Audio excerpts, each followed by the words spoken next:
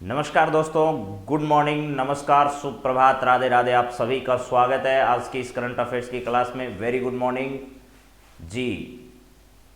आप सभी दोस्तों का नमस्कार। सपना मीना, मगनू सिंह, अभिषेक मीणा, आप सभी दोस्तों का गुड मॉर्निंग, नमस्कार, राधे राधे के साथ स्वागत है आज की इस करंट अफेयर्स की क्लास में। ज्योति राजावत, मनोज जाट, नीतू जी नमस्कार। आप सभी दोस्त जल्दी जल्दी जुड़िए। उसके बाद शुरुआत करते हैं आज के इस करंट अफेयर्स की क्लास में, जिसमें हम लोग बातचीत करने वाले हैं आपसे उन सभी सवालों पर जो आपके एग्जाम की दृष्टि से इम्पोर्टेंट है और आप सभी को अपने एग्जाम, अपने लक्ष्य को ध्यान में रखते हुए इस क्लास को आगे बढ़ाना है। तो आप सभी मित्रों का हार्दिक स्वागत, गुड मॉर्निंग, नमस्कार। आर्यस, पिंकेश, परी, राखी, सपना, मीना जी नमस्कार आप सभी का। प्रदीप, सुमन यादव, ललिता चौधरी, आप सभी जल्दी जल्दी जुड़िए। उसके बाद शुरुआत करते हैं।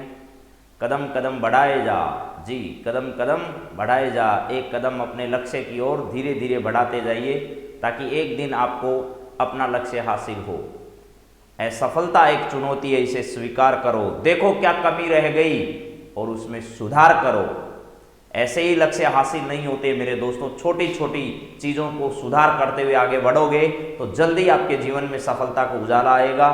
और आप लोग सब जानते हैं, अस्तो माँ सद्गम्य, तमसो माँ ज्योतिर्गम्य का संदेश आप ही हैं जो दुनिया भर में फैलाएंगे और इस अज्ञान रूपी अंधकार को दूर करके ज्ञान रूपी प्रकाश का उजाला आप पूरे विश्व भर में ही नहीं, हिंदुस्तान की ये धाक सब जगह आप फैला कर रहेंगे, ऐसा मुझे पूरा भरोसा है। तो चलिए आज की क्लास की हम शुरुआत करते हैं। सबसे पहले यहाँ पर आप सब लोगों के सामने मैं 2-3 खबरें जो इंपॉर्टेंट है उनको पढ़ देता हूँ। उसके बाद हम आज की इस क्लास की शुरुआत करने वाले हैं। तो जरा देखिएगा क्या है। राजस्थान ऊर्जा के मामले में लगातार अपना जो वर्चस्व है वो बनाए हुए है। आज क्या ऐसी खबर है राजस्थान के संबंध में, ऊर्जा के संबंध में। सौर ऊर्जा में राजस्थान सिरमौर, राजस्थान ने सूरज से बिजली लाने का दायरा जो है वो बढ़ाया है। यानी राजस्थान में 175 गीगावाट विंड एनर्जी की क्षमता जो है वो आज के दिन है। 1.25 लाख हेक्टेयर जमीन जो है वो उपलब्ध है सौर ऊर्जा के उत्पादन के लिए। विंड एनर्जी का मतलब आप लोग जानते हैं पवन ऊर्जा जो राजस्थान में है, पवन ऊर्जा, उस पवन ऊर्जा की जो क्षमता है वो 175 गीगावाट है, ये जरूर ध्यान रखिएगा। इसके बाद 142 गीगावाट सोलर एनर्जी की क्षमता है। यानी इतनी क्षमता जो है वो हम उत्पादित कर सकते हैं। राजस्थान में ये दम है कि 175 गीगावाट और 142 गीगावाट जो है वो दोनों प्रकार की ऊर्जाएं जो हैं वो राजस्थान पैदा कर सकता है। जैसे आप लोग समझिएगा इस पूरी कहानी को, 142 है तो आपको ये जरूर ध्यान रखना चाहिए कि किस एनर्जी की हम बात करें। 142 जो गीगावाट है वो तो हम बात करें सौर ऊर्जा की। 142 किसकी? सौर ऊर्जा की। और इससे ज्यादा क्या है, 175 गीगावाट जो है वो हमारी कौन सी ऊर्जा है? पवन ऊर्जा है। उसके बारे में सबसे पहले बात करते हैं, उसके बाद सवालों पर आएंगे। यहाँ 70,000 मेगावाट क्षमता प्लांट जो है वो लग चुके हैं। राजस्थान में कितने? 70,000 और मेगावाट जो है, इतनी मेगावाट के प्लांट राजस्थान में लग चुके हैं। अभी भी बहुत सारा काम होना राजस्थान में बाकी है। 925 मेगावाट का दूसरा सोलर पार्क लगने का काम चल रहा है। यानी विश्व का सबसे बड़ा सोलर पार्क राजस्थान के भड़ला में स्थापित है। ये तो आप बात जानते ही हैं, नहीं भी जानते तो याद कर लीजिएगा, परीक्षा की दृष्टि से बहुत इंपॉर्टेंट है। राजस्थान के भड़ला में विश्व का सबसे बड़ा सोलर पार्क राजस्थान में है। और दूसरा पार्क 925 मेगावाट का राजस्थान में कहां बन रहा है? तो राजस्थान में 925 मेगावाट का दूसरा नेशनल पार्क जो पार्क है, सोलर पार्क, वो राजस्थान के नोक में बन रहा है। आप ये बात जानते हैं। 13,669 मेगावाट के अक्षय ऊर्जा के जो प्रोजेक्ट हैं वो लगातार काम कर रहे हैं। यहाँ पर 33,996 मेगावाट क्षमता के जो प्रोजेक्ट हैं वो निर्माणाधीन हैं। राजस्थान में 325 दिन विंड ऊर्जा क्षमता के लिए बेहतर दिन है। आप लोगों को ये बात बताई है मैंने कई बार कि 365 दिन में से हमारे यहाँ 325 दिन जो है वो क्या होता है, सूर्य की किरणें इस प्रकार पहुंचती है कि 325 दिन सौर ऊर्जा के उत्पादन की दृष्टि से महत्वपूर्ण होते हैं। अब जरा देखिएगा, एक महत्वपूर्ण बात आपको यहां बता रहा हूं। सौर ऊर्जा में राजस्थान का स्थान कौन सा है? तो यहां ध्यान से देख लीजिएगा, राजस्थान का पहला है, कर्नाटक का दूसरा है और गुजरात का तीसरा स्थान है। यानी 9500 मेगावाट के साथ राजस्थान प्रथम स्थान पर है। 9500 मेगावाट जो है इस ऊर्जा के साथ सोलर एनर्जी में राजस्थान पहला है, कर्नाटक दूसरा है और गुजरात तीसरा स्थान इसमें रखता है। इसके बाद अगर पवन ऊर्जा की बात की जाए यानी विंड एनर्जी की बात की जाए तो राजस्थान का विंड एनर्जी में 5वां स्थान है। पहला स्थान किसका है? तमिलनाडु का है, उसके बाद गुजरात का है, उसके बाद कर्नाटक है, उसके बाद महाराष्ट्र है और उसके बाद राजस्थान है। ये क्रम भी जरूर ध्यान रखो, तमिलनाडु, गुजरात, कर्नाटक, महाराष्ट्र और राजस्थान जो है उसका 5वां स्थान है विंड एनर्जी में। रूफटॉप का मतलब जो छतें हैं उनके ऊपर, चाहे सरकारी भवन हो चाहे निजी भवन हो, उनके ऊपर क्या लगाकर, सौर ऊर्जा की प्लेटें लगाकर उनसे ऊर्जा का उत्पादन किया जाता है। ऐसे मामले में राजस्थान का तीसरा स्थान है। ऐसे मामले में राजस्थान का तीसरा स्थान है। पहला किसका है? इस मामले में पहला गुजरात का है और दूसरा किसका है? तो दूसरा कर्नाटक का है। तो देख लो भैया, कर्नाटक का पवन ऊर्जा में भी, सौर ऊर्जा में भी और किसमें, रूफटॉप एनर्जी जो है, इन तीनों के मामले में कर्नाटक जो है वो अपना स्थान प्रथम 3 में रखता है। यानी पहले सौर में कर्नाटक का दूसरा है, विंड ऊर्जा में कर्नाटक का तीसरा है और रूफटॉप एनर्जी में कर्नाटक का गुजरात के बाद दूसरा स्थान है। तो ये आपके लिए एक इंपॉर्टेंट खबर जो है वो न्यूज़पेपर में आई तो मैंने आपके सामने रख दी है, इसको थोड़ा आप लोग ध्यान रखिएगा। चलिए इसके बाद नेक्स्ट बात करते हैं अगला आपके सामने है under 19 cricket tournament, Asia under 90 cricket tournament का आयोजन अभी हाल ही में यूएई के दुबई में किया गया था। ठीक है, कहां पर किया गया था? दुबई में इसका आयोजन किया गया था। दुबई जो है यहां पर आयोजन इसका किया गया था। ठीक है, तो चलिए जरा देखिएगा, यहां पर आपको यह भी पता होगा इस टूर्नामेंट में अपना दबदबा किसने कायम रखा है? भारतीय टीम ने कायम रखा है। भारतीय जो टीम है, आपको पता है भारतीय टीम जो है वो श्रीलंका के साथ इसका मुकाबला खेल रही थी फाइनल। तो भारत और श्रीलंका के बीच, किसके बीच में? भारत वर्सेज श्रीलंका, भारत वर्सेज श्रीलंका जो है इसके बीच में इसका फाइनल मुकाबला खेला गया, जिसमें श्रीलंका उप विजेता रही और भारत इसमें क्या रहा? विजेता रहा। तो मेरे हिसाब से ये बात भी आपको ध्यान रह जाएगी। तो श्रीलंका के साथ इस खेले गए मुकाबले में, हाँ जी, भारत ने क्या कर रही है? जीत दर्ज कर ली है। अंडर 90 क्रिकेट टूर्नामेंट है और वो भी एशिया कप है। अंडर 90 का कौन सा कप है? एशिया कप है और भारतीय टीम इसमें विजेता रही। श्रीलंका की टीम जो है, श्रीलंका की टीम वो इसमें उप विजेता रही। चलिए नेक्स्ट जरा देखिएगा और क्या है। इसके बाद यही आपको बहुत इंपॉर्टेंट सवाल है, राजस्थान का वेरी इंपॉर्टेंट सवाल आपके सामने रखने जा रहा हूं मैं। राजस्थान में झुंझुनू जिले में एक क्षेत्र पड़ता है जिसका नाम है गूडा वेस्ट। क्या पड़ता है? वैसे सीधा उसको गूडा ही बोलते हैं, लेकिन राजस्थान के गूडा वेस्ट में, राजस्थान के झुंझुनू जिले में, ये झुंझुनू जो जिला है यहां पर क्या किया जा रहा है? गूडा वेस्ट जो है, यहां गूडा वेस्ट में लिग्नाइट आधारित थर्मल पावर प्लांट लगाया जा रहा है। यह बहुत ही इंपॉर्टेंट सवाल है आपकी परीक्षा का, वेरी इंपॉर्टेंट सवाल है। जरा देखो, बिजली संकट के बाद आया लिग्नाइट, इससे बनाएंगे सस्ती बिजली, खनन से लेकर बिजली उत्पादन तक का रोड मैप होगा तैयार। 125 से 135 मेगावाट क्षमता का हो सकता है प्लांट। राजस्थान में सस्ती बिजली उत्पादन के लिए लिग्नाइट आधारित नया थर्मल पावर प्लांट कहां लगाया जाएगा? तो आपका जवाब होगा गूडा वेस्ट, झुंझुनू में लगाया जाएगा। इसकी क्षमता कितनी होगी? तो 125 से लेकर 135 मेगावाट जो है इस ऊर्जा का यह प्लांट जो है वो राजस्थान में लगाया जाएगा। इसमें राजस्थान विद्युत ऊर्जा निगम, ऊर्जा विकास निगम, राजस्थान माइंस एंड मिनरल्स को इसके रोड मैप बनाने के निर्देश जो हैं वो मिल चुके हैं। जल्दी इसका काम जो है वो क्या होगा? शुरू होगा। ठीक है, गूडा में पहले भी इस प्रकार के प्रयास जो हैं वो किए जा चुके हैं। तो अब आपके परीक्षा का सबसे इंपॉर्टेंट सवाल ये बनने जा रहा है कि राजस्थान में लिग्नाइट आधारित थर्मल पावर प्लांट कहां लगने जा रहा है? तो आपका सीधा जवाब होना चाहिए गूडा वेस्ट, जो झुंझुनू जिले में है, वहां पर इस प्रकार का प्लांट जो है वो लगाया जा रहा है। चलिए अगला देखिएगा, अगली यही खबर है आपके सामने। ये देखिए, पेरिस सेंट जर्मन के खेलने वाले फ्रांस के दिग्गज फुटबॉलर किलियन एम्बापे सोमवार रात को ग्लोबल सोकर अवार्ड, ये मैं आपको पढ़ा चुका हूं, कि भैया ग्लोबल सोकर अवार्ड 2021 किसे किसे दिए गए, तो 3 व्यक्ति आप लोगों को मैंने बताए थे। तो इसमें एक तो आपको नाम बताया था मैंने, किलियन एम्बापे का नाम जरूर ध्यान रखिएगा भैया, किलियन एम्बापे, ये नाम आपसे पूछा जा सकता है, किलियन एम्बापे। ये खबर मैं आपको पढ़ा चुका हूं लेकिन फिर भी मैं रिपीट कर देता हूं। एम्बापे जो है ये आपको ध्यान रखना है, ये दिग्गज खिलाड़ी हैं एम्बापे, और पोलैंड के रॉबर्ट लेवांडोव्स्की जो है इसको पीछे इन्होंने अभी हाल ही में क्या कर दिया है, छोड़ दिया है। तो अभी फैंस ईयर ऑफ द पुरस्कार का जो खिताब है वो भी जीता गया है, और अभी महिलाओं में जो सर्वश्रेष्ठ फुटबॉलर का पुरस्कार है वो किस महिला ने जीता है, तो एलेक्सिया पुटेलस जो है, एलेक्सिया पुटेलस जो है उसने किसका जीता है, मेंस का जीता, फीमेल्स का यानी वुमेन्स का जीता है। Women's best footballer of the year का पुरस्कार किसे दिया गया, तो एलेक्सिया पुटेलस को दिया गया है।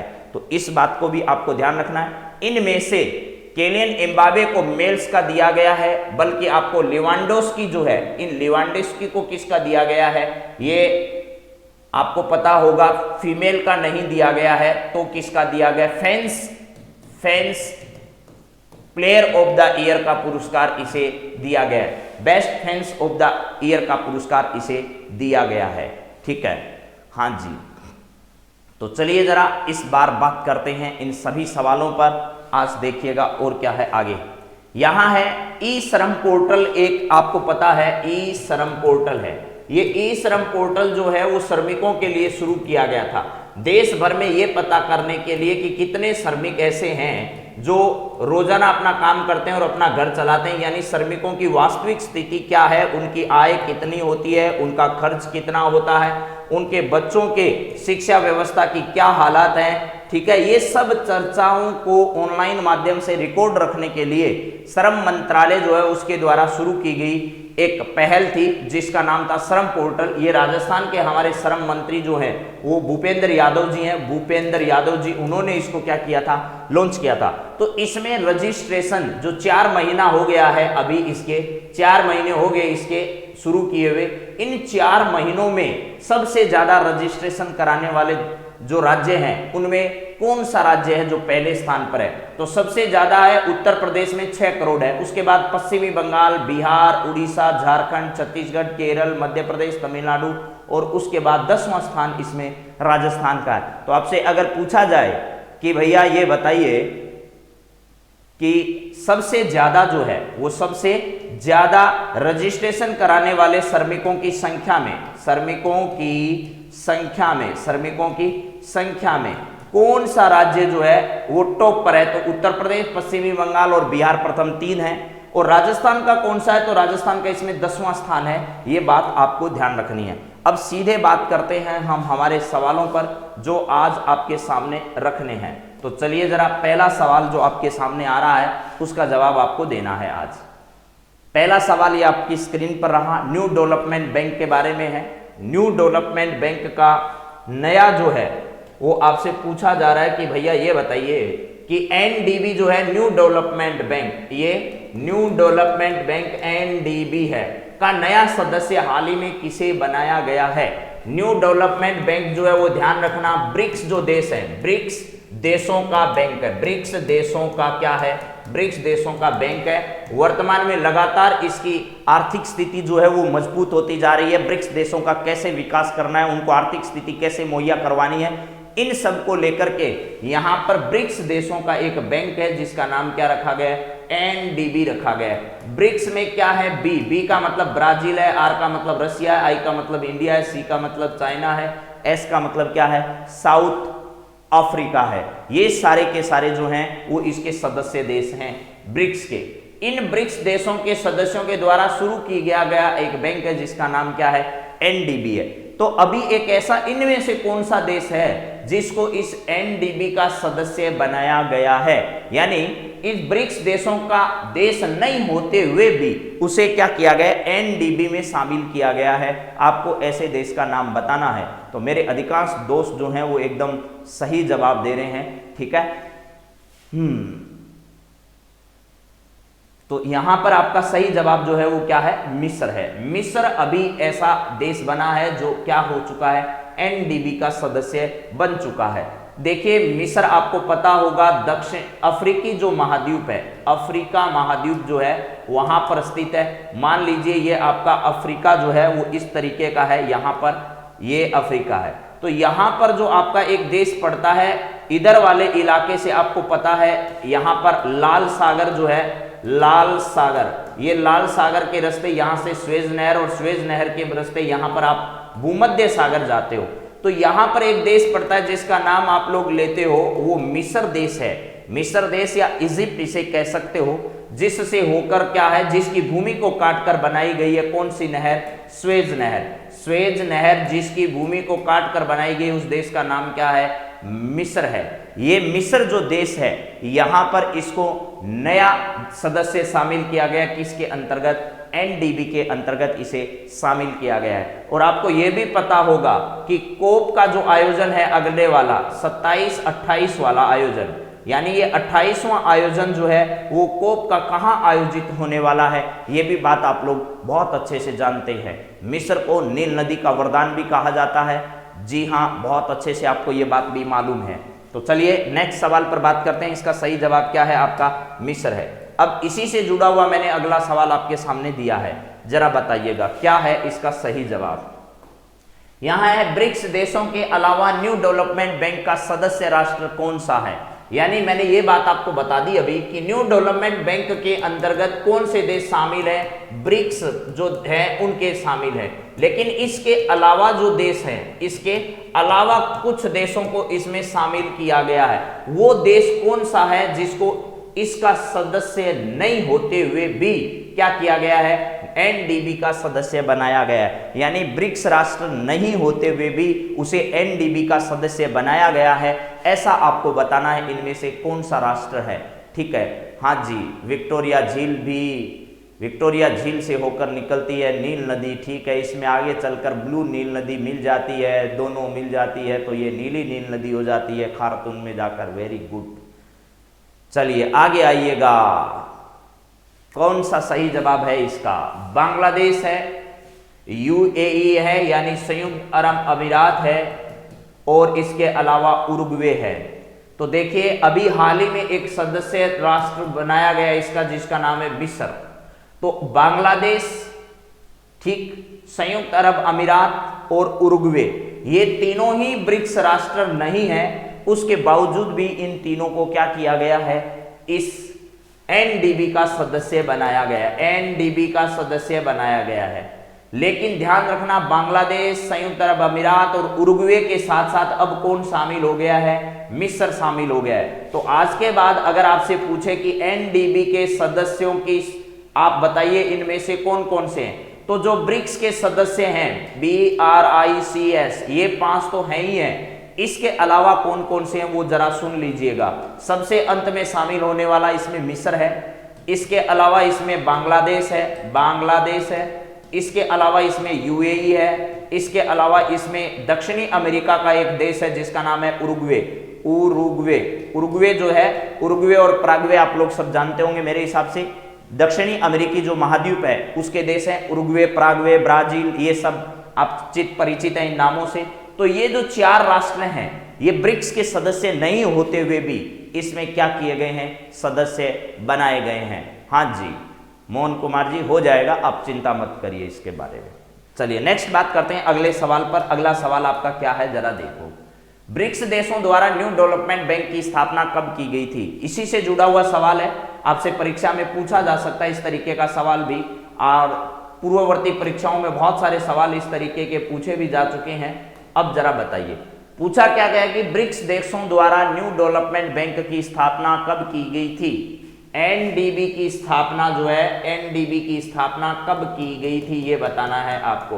एनडीबी की स्थापना, एनडीबी की स्थापना कब की गई थी। सदस्य मैंने आपको बता दिया अभी भैया, सदस्य क्या है, तो 5 तो ब्रिक्स वाले हैं और 4 ये हैं, टोटल मिलकर कितने हो गए, 9 हो गए।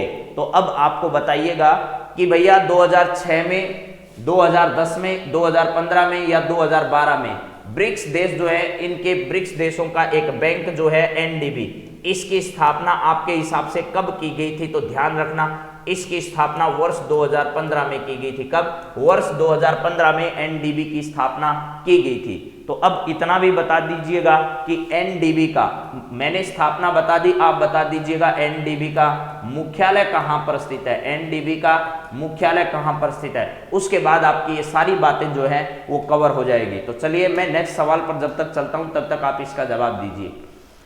उत्तर प्रदेश के झांसी रेलवे स्टेशन का नाम बदलकर अब क्या कर दिया गया है, जरा ये बताइए। मोदी जी के साथ साथ योगी जी नाम बदलने में लगे हुए हैं। अभी उत्तर प्रदेश में क्या करते हैं देखते हैं, ठीक है। तो इन्होंने नाम बदला है, किसका नाम बदल दिया भैया देख लो। उत्तर प्रदेश के झांसी रेलवे स्टेशन का इन्होंने नाम बदला है। अभी खूब लड़ी मर्दानी वो तो झांसी वाली रानी थी, बुंदेलों के हर बोलों से हमने सुनी एक कहानी थी, खूब लड़ी मर्दानी वो तो झांसी वाली रानी थी। सुभद्रा चुबारी कोहान ने इतनी खतरनाक कहानी लिखी भैया, ऐसी कविता लिखी कि सुनने वाले के रोंगटे रोंगटे खड़े हो जाते हैं। ऐसी झांसी की रानी लक्ष्मीबाई के बारे में इन्होंने सुना और कहानी लिखी ऐसी। तो झांसी रेलवे स्टेशन का नाम बदलकर क्या कर दिया, क्या नाना साहेब रेलवे स्टेशन कर दिया? नहीं भाई साहब, नाना साहेब ने कानपुर में क्रांति का नेतृत्व किया था, आपको यह ध्यान रखना है। कान, तो कान कौन पकड़ सकता है? कान नाना जी पकड़ सकते हैं, दूसरे की हिम्मत नहीं है। तो नाना साहेब जो हैं इन्होंने कानपुर में क्या किया था, क्रांति का नेतृत्व किया था। तो कानपुर अगर रेलवे स्टेशन की जिक्र होता तो हम लोग जरूर इस पर विचार विमर्श करते। लेकिन झांसी से संबंधित कौन है? झांसी से संबंधित तो बाई लक्ष्मीबाई है, वीरांगना लक्ष्मीबाई रेलवे स्टेशन अब इसका नाम कर दिया गया है। वीरांगना झलकारी बाई रेलवे स्टेशन नहीं किया गया है, तात्या टोपे भी नहीं किया गया है, ठीक है। अब जरा समझो, झलकारी बाई जो है उसने क्रांति में शामिल होना और लड़ाई के ये सारे गुर किससे सीखे थे? तो लक्ष्मीबाई से सीखे थे। तो झलकारी बाई जो है, ये भी ध्यान रखना, पिछले दिनों झलकारी बाई की जयंती मनाई गई थी। तो झलकारी बाई जो है उसने ये सारे गुर और क्रांति में नेतृत्व करना या फिर क्रांति में अंग्रेजों को भगाना, अंग्रेजों का विरोध करना, ये सब जो गुण हैं वो किससे सीखे थे? तो लक्ष्मीबाई से ये सारे जो नेतृत्व के गुण हैं इन्होंने प्राप्त किए थे। इसका सही जवाब आपका लक्ष्मीबाई रेलवे स्टेशन कर दिया गया है। झांसी के किले में पिछले दिनों आपको पता होगा एक बेहतरीन कार्यक्रम जो है वो आयोजित किया गया था, आपको ये भी जानकारी है। चलिए इसके बाद बात करते हैं नेक्स्ट, अगला, निम्न में से सत्य कथन इनमें से कौन सा है?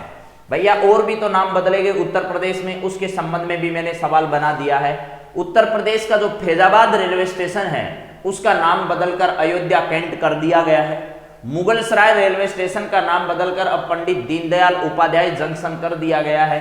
क्या ये दोनों सही हैं या इनमें से कोई भी सही नहीं है? आपको ये जानकारी होगी कि पिछले दिनों एक world class Kamlapati railway station, Kamlapati railway station जो है वर्ल्ड क्लास रेलवे स्टेशन कहां पर शुरू किया गया? तो ये मध्य प्रदेश के भोपाल में शुरू किया गया। मध्य प्रदेश के कहां पर? भोपाल में Kamlapati world class railway station शुरू किया गया। ऐसे राजस्थान में भी कई स्टेशन बनाए जा रहे हैं। गांधीनगर जो रेलवे स्टेशन है जयपुर का, गांधीनगर कहां पर है? गांधीनगर जयपुर का रेलवे स्टेशन जो है उसको मेन जयपुर का रेलवे स्टेशन, उसके अलावा उदयपुर का रेलवे स्टेशन, इसके अलावा कोटा का रेलवे स्टेशन जो है वो, और ये सारे के सारे जो रेलवे स्टेशन है इनको वर्ल्ड क्लास रेलवे स्टेशन बनाए जाने की पहल जो है वो शुरू की जा चुकी है। तो आपका इसमें सही जवाब क्या है? दोनों ही सही है भैया। फैजाबाद रेलवे स्टेशन का नाम बदलकर अयोध्या कैंट कर दिया गया है। मुगलसराय रेलवे स्टेशन का नाम बदलकर पंडित दीनदयाल उपाध्याय जंक्शन कर दिया गया है। ये बात भी आपकी परीक्षा की दृष्टि से अच्छी है, पूछे जाते हैं इस तरीके के सवाल एग्जाम में। चलिए नेक्स्ट सवाल जरा देखिए क्या है। अगला है, अटल नवाचार मिशन के तहत इनोवेशन फॉर यू और द इंजेनियस पिंकर्स नाम के 2 डिजिटल पुस्तकों को किसने हाल ही में जारी किया है? देखिए एक तो कृषि से संबंधित इसमें जारी किया गया है। अटल नवाचार मिशन के तहत जो है वो इनोवेशन फॉर यू, यह किससे जुड़ा हुआ है? यह कृषि से जुड़ी हुई एक डिजिटल पुस्तक है। किससे जुड़ी हुई? कृषि से जुड़ी हुई डिजिटल पुस्तक है। द इंजेनियस पिंकर्स जो है यह प्रौद्योगिकी यानी टेक्नोलॉजी जो है ना, टेक्नोलॉजी, इस टेक्नोलॉजी से जुड़ी हुई क्या है? एक डिजिटल पुस्तक है। तो कृषि और टेक्नोलॉजी से जुड़ी हुई डिजिटल जो पुस्तकें हैं इन डिजिटल पुस्तकों को हाल ही में किसके द्वारा जारी किया गया है और किस मिशन के तहत? तो अटल नवाचार मिशन जो है, इस अटल नवाचार मिशन के तहत इनको जारी करने का काम किया गया है।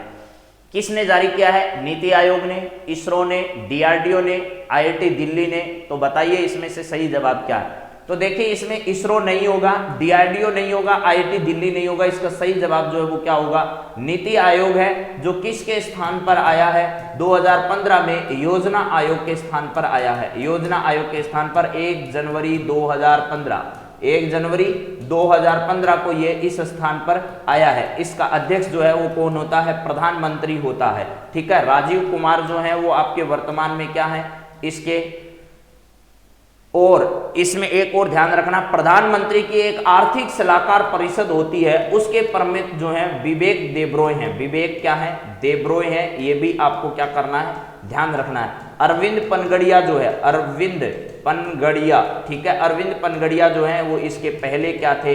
उपाध्यक्ष थे। चलिए मेरे हिसाब से आपको ये सारी बातें जो है वो समझ में आ गई होगी। अब बढ़ते हैं नए सवाल की ओर। अगला सवाल आपके सामने क्या है? ठीक है,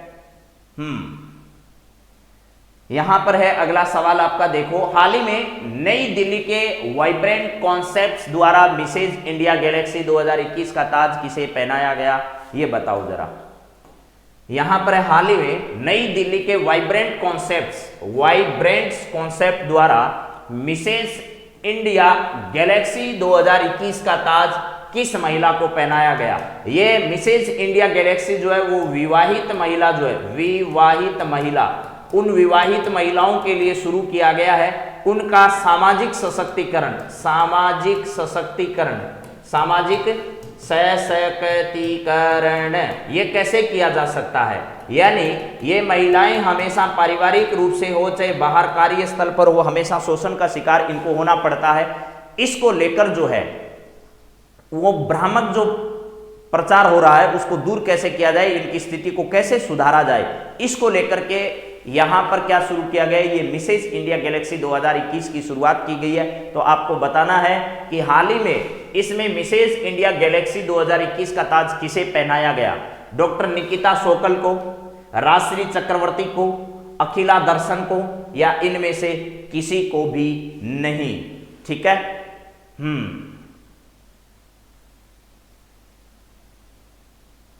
वेरी गुड, वेरी गुड। आप सभी जल्दी जल्दी जवाब दीजिए इसका। यहां पर इसका सही जवाब जो है वो क्या होगा? निकिता सोकल होगा। निकिता सोकल, डॉक्टर निकिता सोकल जो है, इन्हें हाल ही में क्या किया गया? Mrs India galaxy 2021 vibrant concept द्वारा मिसेज इंडिया गैलेक्सी 2021 का ताज जो है वो इन्हें क्या किया गया? पहनाया गया। राजश्री चक्रवर्ती, अखिला दर्शन, ये सभी जो हैं वो आपको ध्यान रखना है इसके बाद स्थान पाने वाली महिलाओं में शामिल है। पहला निकिता सोकल को तो ये मिसेज इंडिया गैलेक्सी पहनाया गया। इसके बाद सेकंड रनर जो है वो किसने जीता खिताब? राजश्री चक्रवर्ती में। और थर्ड रनर का जो खिताब है वो किसने जीता? अखिला दर्शन ने जीता। सेकंड चक्रवर्ती और उसके बाद थर्ड रनर का खिताब जो है वो अखिला दर्शन ने क्या किया? हासिल किया है। चलिए इसके बाद अगला सवाल आपकी स्क्रीन पर ये रहा। भारत के लिए सेमीकंडक्टर मिशन को किसके द्वारा हाल ही में लॉन्च किया गया? ऐसा सवाल अभी हाल ही की परीक्षाओं में पूछा जा चुका है सेमीकंडक्टर पर और दोबारा आएगा। हाल ही में सेमीकंडक्टर मिशन जो है वो आपसे पूछा जा रहा है किसके द्वारा लॉन्च किया गया, और परीक्षा में सवाल आया सेमीकंडक्टर जो है इसके लिए भारत सरकार ने अभी हाल ही में पिछले दिनों किस देश के साथ समझौता किया? तो ये सेमीकंडक्टर से जुड़ा हुआ सवाल अभी हाल ही में पूछा गया है आपसे। तो अब जरा बताइएगा मुझे आप इसका सही जवाब क्या होगा कि सेमीकंडक्टर मिशन को किसके द्वारा हाल ही में भारत में क्या किया गया है? लॉन्च किया गया है। क्या नरेंद्र मोदी के द्वारा, अश्विनी वैष्णव के द्वारा, अनुराग ठाकुर के द्वारा या भूपेंद्र यादव के द्वारा? भूपेंद्र यादव जी के द्वारा नहीं किया गया। ये श्रम और पर्यावरण मंत्रालय दो है इनके पास, एक तो श्रम एवं रोजगार मंत्रालय, एक वन एवं पर्यावरण मंत्रालय जो है ये पर्यावरण मंत्रालय इनके पास है। अनुराग ठाकुर के पास खेल मंत्रालय है, युवा एवं खेल मंत्रालय। इसके साथ साथ इनके पास संचार विभाग भी है। अश्विनी वैष्णव हमारे रेलवे मंत्री हैं और इसके साथ साथ इनके पास आईटी मंत्रालय भी है। नरेंद्र मोदी देश के प्रधानमंत्री हैं ही खैर। इसका सही जवाब जो है वो क्या होगा, अश्विनी वैष्णव होगा। अश्विनी वैष्णव में सेमीकंडक्टर मिशन जो है, अर्धचालक का नाम आपको बताया होगा मैंने, अर्धचालक, अर्धचालक जो होता है, ये अर्धचालक से संबंधित जो मिशन है वो अभी हाल ही में किसके द्वारा लॉन्च किया गया है, तो हमारे आईटी मंत्री जो हैं अश्विनी वैष्णव जी, जो राजस्थान के कहां से संबंधित है, मूल स्थान पाली है, और वर्तमान में अगर बात की जाए तो इनका परिवार जो है वो जोधपुर में रहता है, लेकिन ये मूल रूप से कहां से, उड़ीसा की बीजू जनता दल की जो पार्टी है वहां से क्या है, ये राज्यसभा के सदस्य हैं, राज्यसभा सदस्य हैं, और पूर्व में ये क्या रह चुके हैं, आईएएस अफसर भी रह चुके हैं। तो ये सारी बात आपको जाननी है। चलिए नेक्स्ट सवाल जरा देखिएगा, अगला है, प्रधानमंत्री 2 जनवरी को मेजर ध्यानचंद खेल विश्वविद्यालय की आधारशिला कहां रखने जा रहे हैं। पहले तो इन्होंने राजीव गांधी खेल रत्न पुरस्कार जो था उसका नाम बदलकर मेजर ध्यानचंद के नाम पर कर दिया। अब ये 2 जनवरी को यानी आज की तारीख में क्या करने वाले हैं, मेजर ध्यानचंद खेल रत्न विश्वविद्यालय जो है, खेल रत्न नहीं है ये, क्या है, मेजर ध्यानचंद खेल विश्वविद्यालय की आधारशिला कहां रखने जा रहे हैं। तो पहली बात तो आपको ये ध्यान रखना है कि भैया राजीव गांधी खेल रत्न पुरस्कार का नाम बदलकर इन्होंने क्या कर दिया है, मेजर ध्यानचंद खेल रत्न पुरस्कार कर दिया गया। मेजर ध्यानचंद के नाम पर खेल स्टेडियम राजस्थान में भी बन रहे हैं। राजस्थान में इस प्रकार का पहला खेल स्टेडियम कहां बना है, उदयपुर में बना है, और वो भी किसके लिए, हॉकी के लिए बना है। ठीक है, अब देश में ऐसा मेजर ध्यानचंद के नाम पर खेल विश्वविद्यालय की आधारशिला आज कहां रखी जाएगी, आपको यह बताना है।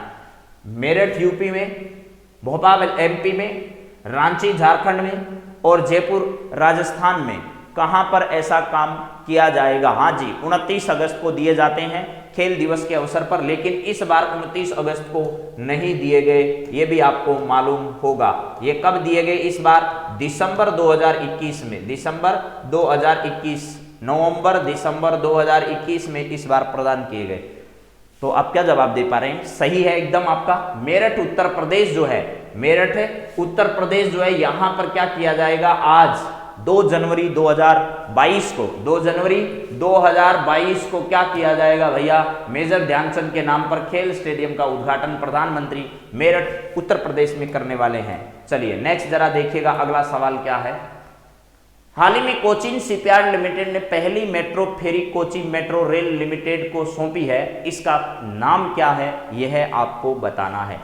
फेरी का मतलब है पानी पर चलने वाली इस प्रकार की छोटी जहाजें या छोटी नावें जो है वो कोचीन शिपयार्ड लिमिटेड ने बनाई है। इस कोचीन शिपयार्ड लिमिटेड ने पहली मेट्रो फेरी कोची जो है वो फेरी कोची मेट्रो रेल लिमिटेड को सौंप दी है। ठीक है, आपको बताना है इसका नाम क्या है।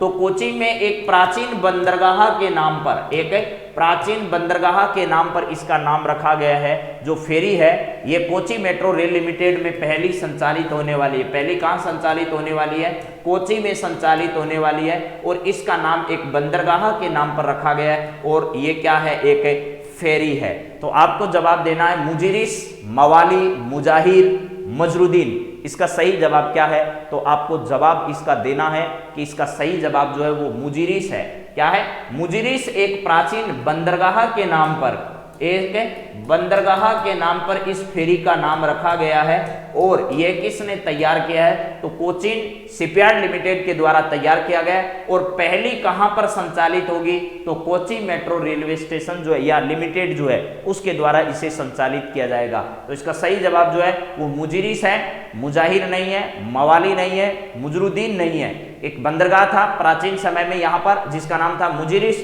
उसके नाम पर इसका नामकरण किया गया है। चलो अगला सवाल देखिए, राजस्थान से पहला सवाल आपके सामने है। राजस्थान में सस्ती बिजली उत्पादन के लिए लिग्नाइट आधारित नया थर्मल पावर प्लांट कहां लगाया जाएगा। गुडा वेस्ट झुंझुनू में, सूरतगुड गंगानगर में, छबड़ा बारा में, सादुलपुर चूरू में। राजस्थान में सस्ती बिजली के उत्पादन के लिए लिग्नाइट आधारित जो पावर प्लांट है वो जल्द ही राजस्थान में कहां लगने वाला है। तो आप इस सवाल को बहुत अच्छे से जानते हैं क्योंकि आज की परीक्षा में, हाँ जी राकेश जी, जब परीक्षा में आएंगे ना तब पता चलेगा कि ऐसे आते हैं कि नहीं आते हैं। ये सवाल का फैसला तो परीक्षा करेगी ना भैया।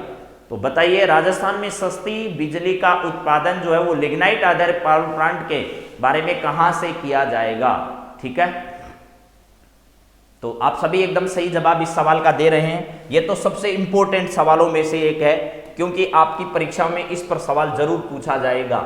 लिग्नाइट आधारित नया थर्मल पावर प्लांट कहां लगाया जा रहा है, तो गुडा वेस्ट जो आपका है, यहां गुडा वेस्ट झुंझुनू में लगाया जा रहा है। और मैंने दो बात आपको बताई है, ठीक है, कि भैया आपको एक तो सौर ऊर्जा है, एक तो सौर ऊर्जा है, एक आपकी पवन ऊर्जा है, एक है आपकी रूफटॉप एनर्जी है।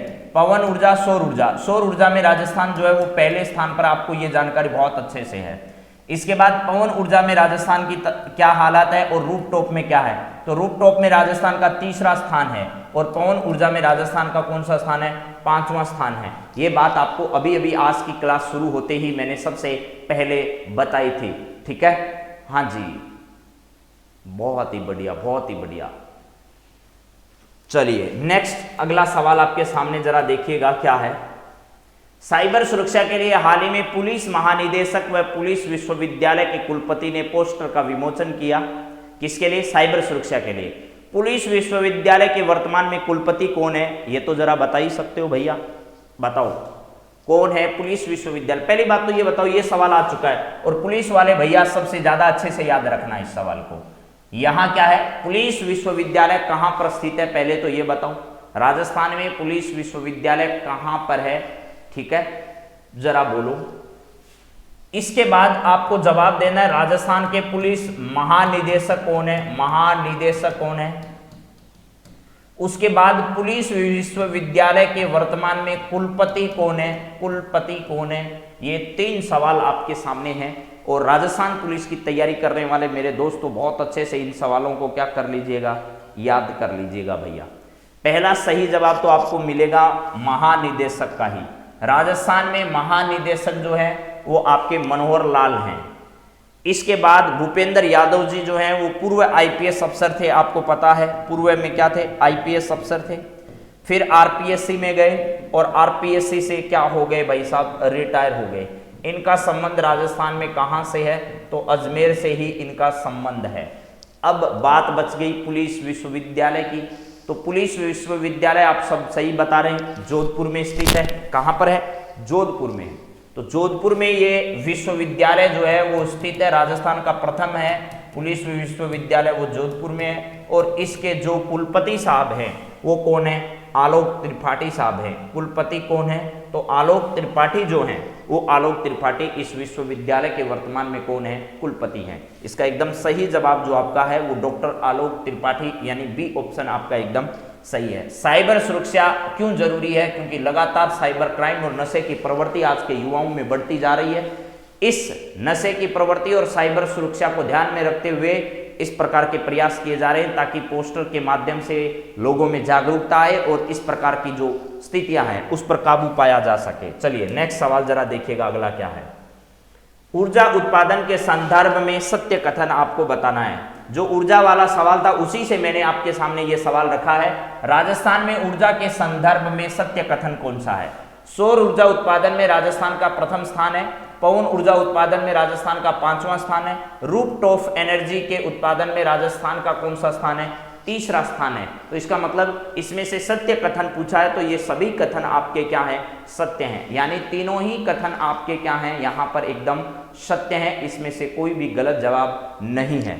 चलो नेक्स्ट सवाल जरा देखिएगा, आपका क्या है, ये रहा अगला सवाल।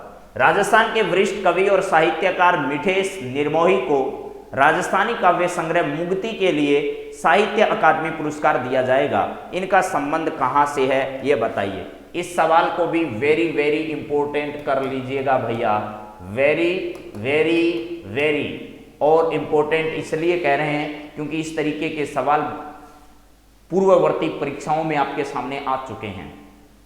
जी जरा देखो, राजस्थान के वरिष्ठ कवि और साहित्यकार हैं मिठेश निर्मोही। नाम क्या है, मिठेश निर्मोही, मिठेश निर्मोही, निर्मोही, निर्मोही। अब आपको बताना है इनका काव्य संग्रह जो उसका नाम है मुक्ति। इस मुक्ति काव्य संग्रह के लिए इन्हें साहित्य अकादमी पुरस्कार दिया जाएगा। साहित्य अकादमी पुरस्कार जो है वो दिया जाएगा। तो अब आपको बताना है इनका संबंध राजस्थान में कहां से है। ठीक है, जयपुर से है, जोधपुर से है, उदयपुर से है, राजसमंद से है। तो ये जोधपुर के मूल निवासी हैं। कहाँ के हैं? जोधपुर के मूल निवासी है, ध्यान रखना। जोधपुर जो है, यहाँ जोधपुर के क्या हैं? जोधपुर के मूल निवासी हैं। ये जोधपुर के मूल निवासी हैं। चलिए जरा नेक्स्ट बात आपके सामने अब रख रहे हैं। हाँ चलो, अगला सवाल आपके स्क्रीन पर आ रहा है मेरे मित्रों, वो ये रहा। ई पोर्टल पर पंजीकरण के मामले में राजस्थान का स्थान बताइए। यानी श्रमिकों के द्वारा ई श्रमिक पोर्टल पर, ऐसे है ये वाला, इसमें एक शब्द इन्होंने छोड़ दिया है। ई श्रम पोर्टल जो है, इस ई श्रम पोर्टल पर पंजीकरण के मामले में प्रथम स्थान आपको पता है यूपी का है। प्रथम स्थान किसका है? यूपी का है। ये बात आपको बता दी गई है। तो इसमें राजस्थान का स्थान कौन सा है ये बताइए। राजस्थान का इसमें स्थान कौन सा है ये आपको बताना है। मुक्ति के लिए मिठेश जो हैं उनको साहित्य अकादमी पुरस्कार से नवाजा जाएगा। उनका संबंध राजस्थान के जोधपुर जिले से है। ई श्रम पोर्टल पर पंजीकरण के मामले में प्रथम स्थान उत्तर प्रदेश का है। तो राजस्थान का कौन सा स्थान है ये आपको बताना है। तो इसमें सही जवाब आप सभी दे पा रहे हैं। 15वां नहीं है, तीसरा भी नहीं है और दूसरा भी नहीं है। राजस्थान का इसमें स्थान कौन सा है? आपका 10वां स्थान है। ये बात आपको मैंने आज की क्लास के स्टार्टिंग में ही क्या कर दी थी? बता दी थी कि भैया 4 वर्ष हो गए ई पोर्टल को, यानी ई श्रम पोर्टल को लॉन्च किए हुए। और इस श्रम मंत्रालय के मंत्री जो हैं वो राजस्थान से कौन है? भूपेंद्र यादव जी है। भूपेंद्र यादव जो हैं वो इस मंत्रालय के क्या हैं? मंत्री हैं। तो आपको बताना है इसका सही जवाब। अब भूपेंद्र यादव जी तो सही हैं, तो 10वां स्थान राजस्थान का है। ई श्रम पोर्टल है, उसमें श्रमिकों की सारी जानकारियां, उसकी आर्थिक स्थिति क्या है, उनके बच्चों की शिक्षा व्यवस्था का हालात क्या है, ये सारी जानकारियां जो है वो इस पोर्टल पर क्या रहती है? अपलोड रहती है। ठीक है, तो आप सभी मित्रों का आज की क्लास से जुड़ने के लिए बहुत बहुत धन्यवाद। आज के हमने जो कल की क्लास नहीं हुई थी आपकी, उस क्लास के भी सारे सवाल जो परीक्षा के दृष्टि से थे, आज के और कल के सवाल मैंने एक साथ करके जो भी परीक्षा के अच्छे सवाल थे वो आपके सामने रख दिए हैं। अब कल से हम लगातार आप लोगों के सामने बेहतरीन करंट अफेयर्स रखने वाले हैं। तो आप अभी सभी मित्रों के साथ इस क्लास में जरूर उपस्थित होइएगा। आप सभी का बहुत बहुत धन्यवाद है इस क्लास से लगातार जुड़े रहने के लिए। और आगे भी इसी प्रकार की हम बातें आप सब लोगों के सामने रखने वाले हैं। तो आज की क्लास में इतनी ही बातें करेंगे, आज की क्लास में इतने ही सवालों पर बातचीत कर पाएंगे। आप सभी मित्र इसी प्रकार अपना स्नेह जो है वो इस क्लास के प्रति बनाए रखिए। आप सभी का बहुत बहुत धन्यवाद, बहुत बहुत घना घना धन्यवाद मेरे मित्रों। आप सभी अपनी तैयारी को मजबूत करिए, अपने इरादों को नेक रखिए और जीवन में हमेशा ऊंचाइयों को छूने का संकल्प रखिए और अपने लक्ष्य को थोड़ा बड़ा करिए, ऊंचा करिए, विशाल करिए उसको, ताकि जिस दिन आप अपने लक्ष्य की तरफ देखो तो आपको कभी ये मलाल नहीं रहे कि मैं भी ये बन सकता था, मैं भी ये कर सकता था। जो आज सोचोगे वो जरूर बनोगे। हाँ जी, आप सभी को नए साल की ढेर सारी शुभकामनाएं।